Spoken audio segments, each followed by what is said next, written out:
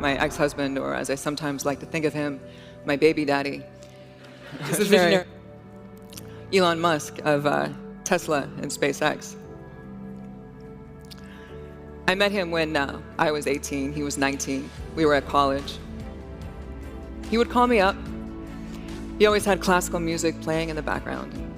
And he would ask me out, and I would say no. And he would call me up again, and he would ask me out, and I would say no.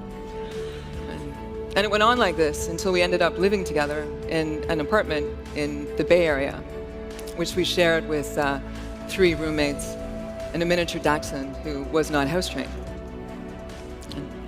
By the time we divorced, we were living in a house in Bel Air with no roommates and a miniature dachshund who still was not house-trained. So it's a really funny Simpsons episode. Elon has this meaningful relationship with Homer. It's very romantic. And at one point, the Smithers character says to another character that somebody like Elon must have a darkness in his soul. And as a dark fantasy writer who's had novels published by major publishers and stories and anthologies and has a blog, this line leaped out at me because I actually think a lot about creativity and darkness and the larger-than-life nature of these people that we call visionaries and geniuses, or as my son likes to say, genii. And darkness does not have to mean evil. It can refer to anything that has not yet been brought out into the light, that lives in the space beyond boundaries, beyond our comfort zone, where a lot of us do not want to go. The writer Lucy H. Pierce has a quote that I like a lot. She says, "As creatives, our job is to uncover what lies in the darkness and give it new life, new identity."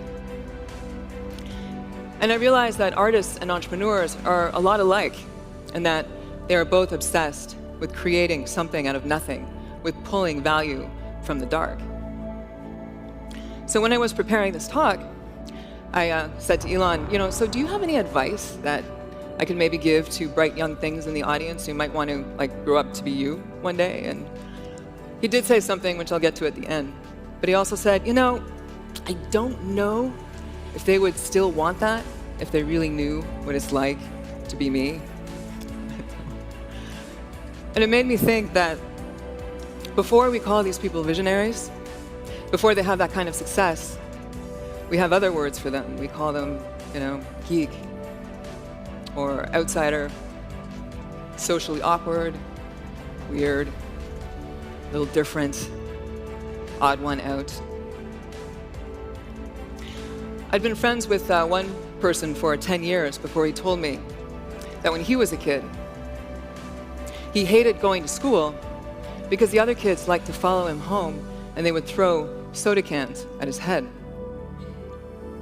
So he sought refuge in computer games, which got him into coding, which led to the creation of his first company, which he sold by the time he was in his mid-20s, so, nobody is throwing cans at him now. During my years with Elon, I became familiar with a distinct and deeply tribal mentality known as engineers. And once when my dad came to visit, I was taking him to see Elon at Elon's first company, Zip2. And we were crossing through the office park, and we saw these lanky dudes in jeans and t-shirts, and they were racing these remote-controlled contraptions around the parking lot and banging them into cars. And my dad said to me, "Oh, are these the children of the engineers?" And I said, "No, Dad, these are the engineers." And when Elon and I would travel, and we had to fill out those forms at customs that wanted to know your occupation, Elon never wrote down CEO or King of the World or Studley International Playboy. He wrote engineer. And he wore jeans and t-shirts to work. And whenever we went shopping for clothes, or later consulted with the stylist whose name was Martin, he would say, no, you don't understand. I can't look cool or hip because I have to look like an engineer. And one of the things that he told me although I don't know if it's as true now as it was back then, was that engineers could not quite figure out why it was that the suits made the big money when it was the engineers who actually built the stuff that they were selling. And meanwhile, the suits would listen to the engineers talk, and they would have no idea what they were saying. And that's when I realized that Elon was somebody who had learned to speak both languages, and he could move between the tribes because he was an engineer in a suit, and he brought together worlds. And this is what an engineer does. I mean, this is what a visionary does. They not only create something new, but they become the living embodiment of it. They don't just tell us a new story, they are that story. And soon they don't even have to open up their mouths, they just walk into the room. I recently read a profile on Elon, and he's quoted as saying something to a friend, and this happened during the time we were still married together. And he said something to this friend that he never said to me. And he was saying that he was prepared to sacrifice everything, his entire fortune, to get a rocket into orbit. And he said, I don't care if Justine and the kids and I end up living in Justine's parents' basement. I'm going to make this happen. And so I read this, and I kind of wanted to go back in time and go up to him and take him by the shoulders and look him very seriously in the eyes and say, have you seen my parents' basement? So I'd like to wrap up by getting to Elon's advice, which is to always go beyond memorizing formulas, passing tests, to always go deep into the underlying principles of a subject, to track any problem down to the root cause buried in the dirt and the dark. And I would add to that and say, be brave enough, be bold enough, and be insane enough to see things more completely, more vividly, more fully than everybody else around you. And refuse to look away from what you see and what you know, even if people want to burn you at the stake.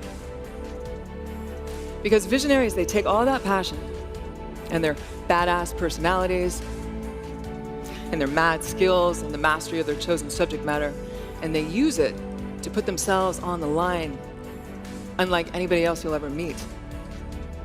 And it's this that allows them to open up windows into another deeper reality in which transformation is possible and things of awe happen on a regular basis.